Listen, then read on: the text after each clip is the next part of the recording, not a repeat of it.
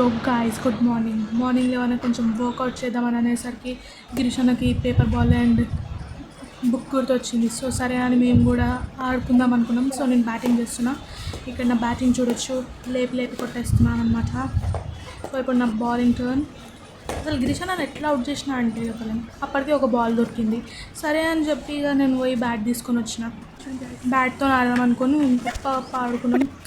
ఇంకా అట్లనే అవుతుంది. దాని తర్వాత ఇప్పుడు నా బ్యాటింగ్ నేను కొట్టేసరికి ఆ బాల్ పోయి పక్కింట్లో పడ్డది. ఏం చేద్దామని ఇక ఇంటికి వెళ్ళిపోయినాం. టైం వచ్చేసరికి ఈవినింగ్ అయిపోయింది. దాని తర్వాత నేను గిరీష్ బేబ్లేడ్ కొనుక్కోవడానికి వెళ్ళాం. సో అక్కడికి స్టేషనరీకి వచ్చేసరికి బేబ్లేడ్ లేదని తెలిసింది. ఇక బయట సాడ్గా వచ్చేసినాం. నాకు కావాల్సిన స్టేషనరీ ఐటమ్స్ నేను తెచ్చేసుకున్నాను అనమాట. అక్కడికి అలీం తీసేసుకొని ఇంటికి బయలుదేరిపోయినాం. సో అలా నడుచుకుంటూ ఇంటికి వెళ్ళేసినాం. ఇంటికి వచ్చిన తర్వాత ఫస్ట్ బాక్స్ ఓపెన్ చేసి తినగానే నా ముఖం మీద ఉన్న హ్యాపీనెస్ ఇంకెక్కడ దొరకలేదు. అసలు ఆ సాటిస్ఫాక్షన్ వేరే లెవెల్ ఉండే.